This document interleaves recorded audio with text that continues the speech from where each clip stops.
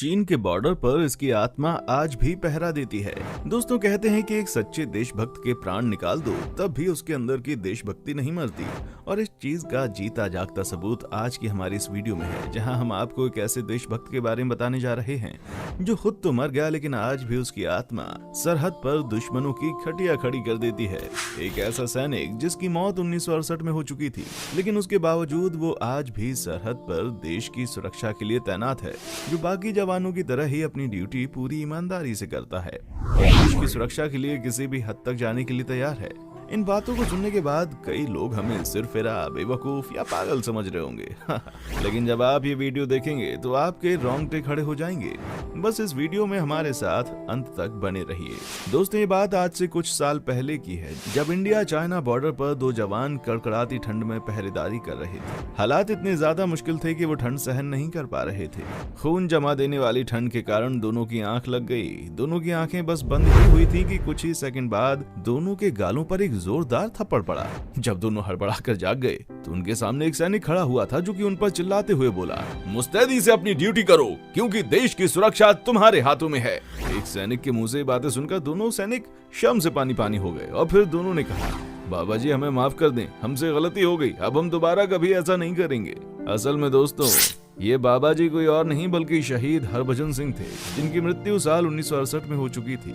लेकिन अपना शरीर त्यागने के बाद भी हरभजन सिंह देश की रक्षा के लिए हमेशा खड़े रहते हैं, और ये कोई पहला या आखिरी किस्सा नहीं है। ऐसे बहुत से किस्से सामने आए हैं और जो इस बात का सबूत देते हैं कि भारत माता का ये वीर पुत्र अपना शरीर तो छोड़ गया, लेकिन भारत माता की सुरक्षा करना नहीं छोड़ पाया। भारत चीन सीमा पर स्थित नाथुला दर्रा एक ऐसी जगह है जहाँ पर साल भर तापमान ठंडा ही रहता है, और ठंड के मौसम में तो यहाँ पर खून जमा देने वाली ठंड पड़ती है। बर्फ से ढकी चोटियों पर कभी पैर फिसलते हैं तो कभी सांसें उखड़ती हैं। इस इलाके में खुद को जिंदा रखना बहुत मुश्किल है, लेकिन हमारे देश के सैनिक फिर भी यहाँ पर डटे रहते हैं, ताकि छोटी आंखों वाले चीनी सैनिक कोई बड़ी साजिश करके घुसपैठ करने की कोशिश न करे।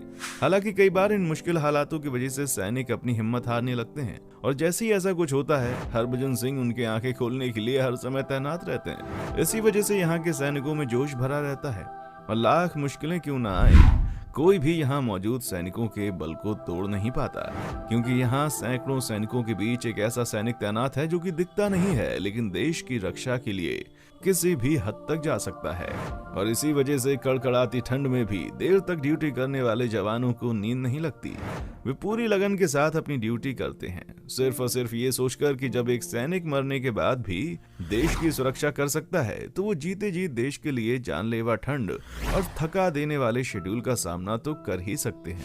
इतनी कोशिशों के बावजूद अगर गलती से किसी की आंख लग जाए तो बाबा का हाथ उनके गाल पर पड़ने के लिए हमेशा तैयार रहता है। सिर्फ इतना ही नहीं दोस्तों, अगर चाइना के जवान घुसपैठ करने की कोशिश करें तो बाबा हरभजन सिंह घोड़े पर सवार होकर उनका रास्ता रोक लेते हैं। दोस्तों, बाबा हरभजन सिंह एक भारत के आम सिपाही थे। साल 1967 में इनकी पोस्टिंग सिक्किम में भारत चाइना बॉर्डर पर हुई। वो अपनी ड्यूटी बड़ी लगन से कर रहे थे, परंतु साल 1968 में वो एक हादसे का शिकार हो गए, जिसकी वजह से उनकी जान चली गई। असल में एक नाले को पार करते वक्त हरभजन सिंह पानी के तेज बहाव में बह गए। पेट्रोलिंग करते वक्त वो एक घोड़े की पूंछ पकड़कर नाले को पार करने की कोशिश कर रहे थे, लेकिन अचानक से उनका हाथ पूंछ से फिसल गया और वो नाले के साथ बहते हुए चले गए। जैसे ही बाकी सैनिकों को इसके बारे में पता चला तो उन्होंने इनको ढूंढने की पूरी कोशिश की, लेकिन इनका कोई भी अता पता नहीं चला। काफी समय बीत जाने के बाद भी जब ये अपनी ड्यूटी पर नहीं पहुंचे तो सेना को ऐसा लगने लगा कि हरभजन सिंह अपनी ड्यूटी छोड़कर भाग चुके हैं। यहाँ तक कि भारतीय सेना ने इनको भगोड़ा घोषित कर दिया था। तभी एक रात हरभजन सिंह अपने एक साथी के सपने में आए, और तब जो हुआ उसकी किसी ने कल्पना भी नहीं की थी। सपने में हरभजन सिंह अपने साथी को बताते हैं कि मैं नाला पार करते वक्त गिर गया था और पानी के तेज बहाव के कारण मेरी मृत्यु हो गई। यहाँ तक कि हरभजन सिंह ने अपने साथी को सपने में यह भी बताया कि उनका शरीर और उनकी राइफल कहाँ है। उसी सपने के मुताबिक सैनिकों की एक टुकड़ी हरभजन सिंह के शरीर और राइफल की तलाश में निकली, और आप यकीन नहीं मानेंगे, वो दोनों ही चीजें ठीक उसी जगह पर मिली जिस जगह के बारे में सपने में हरभजन सिंह ने बताया था। सेना को समझ आ चुका था कि उन्होंने हरभजन सिंह को भगोड़ा मानकर एक बहुत बड़ी गलती कर दी थी, इसलिए इस भूल को सुधारा गया और फिर पूरे सम्मान के साथ इन्हें अंतिम विदाई दी गई। सब चीजें हो गई, लेकिन कुछ दिन के बाद हरभजन सिंह फिर से अपने एक साथी के सपने में आए और फिर से कहा कि मेरा शरीर भले ही खत्म हो गया है, लेकिन मेरी आत्मा हमेशा ड्यूटी पर तैनात रहेगी। भले ही मेरी समाधि बना देना, लेकिन मैं भारत माता की सुरक्षा के लिए खड़ा रहूंगा। इतिहास में आज तक किसी भी देश में कहीं भी इस तरह की घटना नहीं हुई थी, इसलिए इस बात पर यकीन कर पाना बहुत ही मुश्किल था। हालांकि लोगों के सपने में मरे हुए लोग आते हैं और वो बहुत सी चीजें कह जाते हैं, इसलिए हरभजन सिंह के साथी ने भी उनकी इस बात को नजरअंदाज कर दिया। पर कुछ ही समय में बॉर्डर पर तैनात सैनिकों के साथ ऐसी घटनाएं होने लगीं जो बहुत ज्यादा अजीबोगरीब थी। जब कभी भी किसी सैनिक से कोई अनहोनी होने वाली होती तो हरभजन सिंह पहले ही सपने में आकर उसे सावधान कर देते, और अगर किसी ने उस सपने को नजरअंदाज किया तो परिणाम भी भुगतना पड़ता था। यहाँ तक कि हरभजन सिंह कई बार चाइना के ऑपरेशन की जानकारी भी अपने सैनिकों को दे चुके हैं।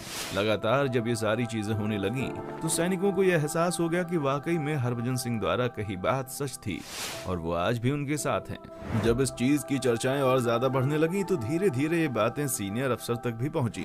शुरुआत में उनको विश्वास नहीं हुआ, लेकिन फिर उन्होंने इस बात को परखने की कोशिश की और तब एक ऐसी घटना हुई जिसे सुनकर आपके रोंगटे खड़े हो जाएंगे।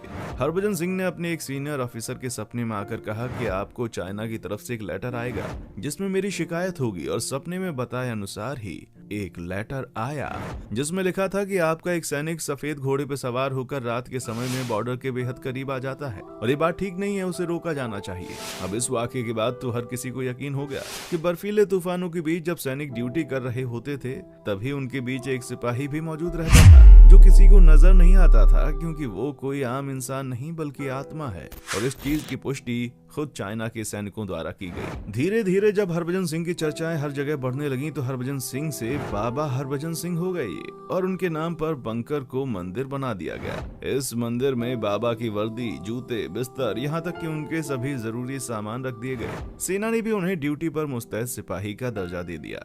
सिर्फ इतना ही नहीं, एक सैनिक पर जितने भी नियम कानून लागू किए जाते हैं वो सभी बाबा हरभजन सिंह पर लागू किए जाने लगे। फिर चाहे छुट्टी हो, तनख्वाह हो या फिर प्रमोशन, हर एक चीज इन्हें समय समय पर मिलती रहती है। बाबा हरभजन सिंह मंदिर की जिम्मेदारी खुद भारतीय सेना ने ली है। सुबह के नाश्ते से लेकर रात के खाने तक सब कुछ उन्हें दिया जाता है, लेकिन जैसे ही रात में अंधेरा छाने लगता है वैसे ही मंदिर के दरवाजे बंद हो जाते हैं, क्योंकि ये वो वक्त होता था जब बाबा हरभजन सिंह दुश्मन सेना के होश उड़ाने के लिए ड्यूटी पर निकलते थे। कई बार सैनिकों ने ये तक देखा है कि जिस बिस्तर पर बाबा हरभजन सिंह को चादर तान कर सुलाया जाता था वहां पर सिलवटें पड़ जाती थी, जैसे कि कोई उस पर सो रहा हो।